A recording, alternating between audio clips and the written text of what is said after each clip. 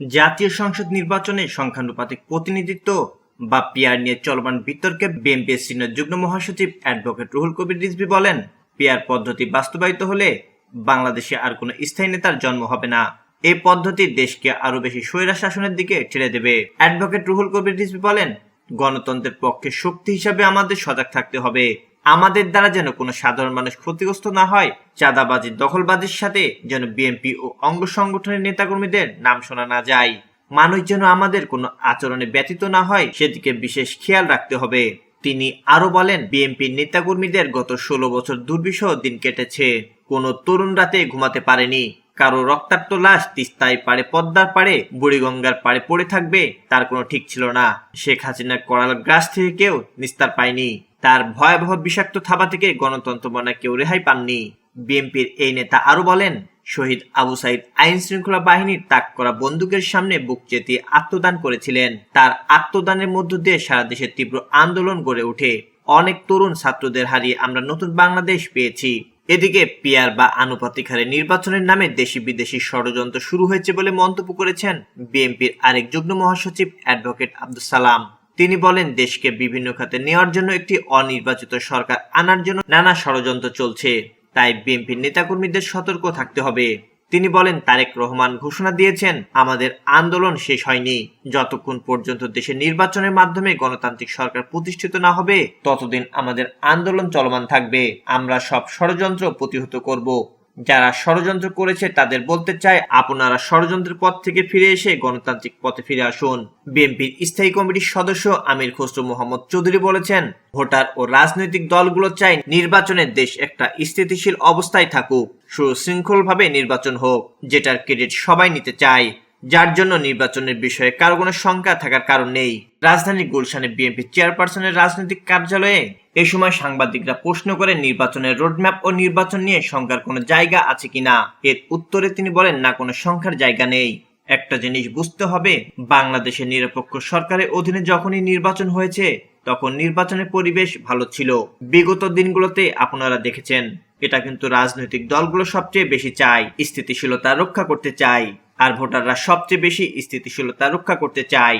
সুতরাং পুলিশ আর আইন শৃঙ্খলা বাহিনীর বাইরে বাংলাদেশের রাজনৈতিক ক্ষেত্রটা এমন যে ভোটাররা এবং রাজনৈতিক দলগুলো চায় একটা স্থিতিশীল অবস্থা থাকুক। সংস্কারের বিষয়ে আমির খসরু বলেন, সংস্কারের উদ্যোক্তা হচ্ছে বিএনপি। এটা এখন থেকে নয়, অনেক আগে থেকেই বাংলাদেশের সব সংস্কারের উদ্যোক্তা হচ্ছে বিএনপি। সুতরাং এবারও তাই হচ্ছে। আমাদের ভিশন 2030 থেকে শুরু করে 27 দফা, 31 দফা, এটা জনগণের কাছে নিয়ে যাওয়া, বাস্তবায়নের জন্য একটা জাতীয় সরকার গঠন করা, এগুলো সব আলোচনায় আসবে। এখন দ্রুত নির্বাচনের দিকে যাওয়াটাই এদেশের জন্য গুরুত্বপূর্ণ। অংশগ্রহণ নির্বাচন নিয়ে আলোচনা হয়েছে কিনা সাংবাদিকরা জানতে চাইলে তিনি বলেন, হ্যাঁ, আলোচনা হবে, এটাই স্বাভাবিক। এটা উঠে এসেছে যে বাংলাদেশের মানুষ বিগত 3-4টা নির্বাচনে ভোটাধিকার প্রয়োগ করতে পারে নাই। সবাই অধীর আগ্রহে অপেক্ষা করছে ভোট দেওয়ার জন্য। বিশেষ করে নতুন জেনারেশন, যাদের বয়স 30 বা 30-এর আশেপাশে, তারা তো ভোটাধিকার মোটেই প্রয়োগ করতে পারে নাই। সারা দেশের মানুষ তাদের ভোটাধিকার প্রয়োগ করার জন্য অধীর আগ্রহে অপেক্ষা করছে। সুতরাং আমরা মনে করছি, তারাও মনে করছে, আগামী নির্বাচনে ভোটার টার্ন আউট খুবই ভালো হবে। জনগণ অন্তত উৎসাহের সাথে, আগ্রহের সাথে ভোট কেন্দ্রে যাবে। নারী পুরুষ সব বয়সের ভোটাররা যাবে এবং একটি ভালো ভোট হবে। নিরপেক্ষ গ্রহণযোগ্য নির্বাচনের মাধ্যমে একটি সরকার নির্বাচিত হবে, যেটা গণতন্ত্রে উত্তরণের পথকে এগিয়ে নেবে। এদিকে বাংলাদেশ জামাতে ইসলামীর কেন্দ্রীয় নির্বাহী পরিষদ সদস্য ও ঢাকা মহানগরী দক্ষিণের আমির মোহাম্মদ নুরুল ইসলাম বুলবুল বলেছেন, পিআর পদ্ধতির নির্বাচনের মাধ্যমে জনগণের ভোটের মূল্যায়ন করতে হবে। তিনি বলেন, যেখানে দেখা যায় অতীতে গড়ে 30% ভোট পেয়ে রাজনৈতিক দলগুলো সরকার গঠন করেছে, অথচ 70% ভোটার ওই সরকারকে ভোট দেয়নি। বিরোধ ভোটের প্রদত্ত ভোটের কোনো মূল্যায়ন হয়নি। তাই পিআর পদ্ধতিতে নির্বাচন হলে সব নাগরিকদের ভোটের মূল্যায়ন হবে। এজন্য পিআর পদ্ধতির নির্বাচনের বিকল্প কোনো নির্বাচন নেই।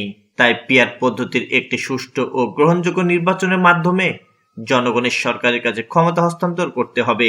নুরুল ইসলাম বুলবুল আরো বলেন, নির্বাচন এপ্রিল কিংবা ফেব্রুয়ারিতে যখনই হোক, জামাতে ইসলামী প্রস্তুত রয়েছে, তবে নির্বাচনের আগে সংস্কার ও গণহত্যার বিচার নিশ্চিত করতে হবে।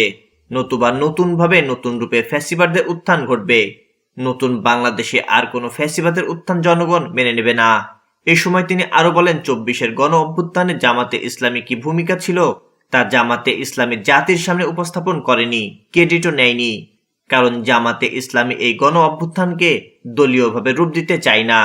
জামাতে ইসলামী মনে করে এই গণ অভ্যুত্থান ছাত্র জনতার। তারা কেন্দ্রীয়ভাবে 18 জুলাই প্রেস কনফারেন্স করে ছাত্র জনতার আন্দোলনে সমর্থন জানিয়ে দেশবাসীকে অংশগ্রহণের আহ্বান জানিয়েছেন। আমরা ছাত্রদের নিরাপদ আবাসন, খাবার সহ সার্বিক সহযোগিতা করেছি। আন্দোলনে আহতদের চিকিৎসার জন্য আমরা 10টি অ্যাম্বুলেন্সের মাধ্যমে সহায়তা করেছি। বাংলাদেশের অর্থনীতিতে সবচেয়ে বেশি ভূমিকা রাখে প্রবাসীরা উল্লেখ করে নুরুল ইসলাম বুলবুল বলেন, অথচ প্রবাসীদের ভোটাধিকারের কোনো সুযোগ নেই। তাই তিনি প্রবাসীদের জন্য পোস্টাল ভোটের ব্যবস্থা করতে অন্তর্বর্তীকালীন সরকারের প্রতি আহ্বান জানান।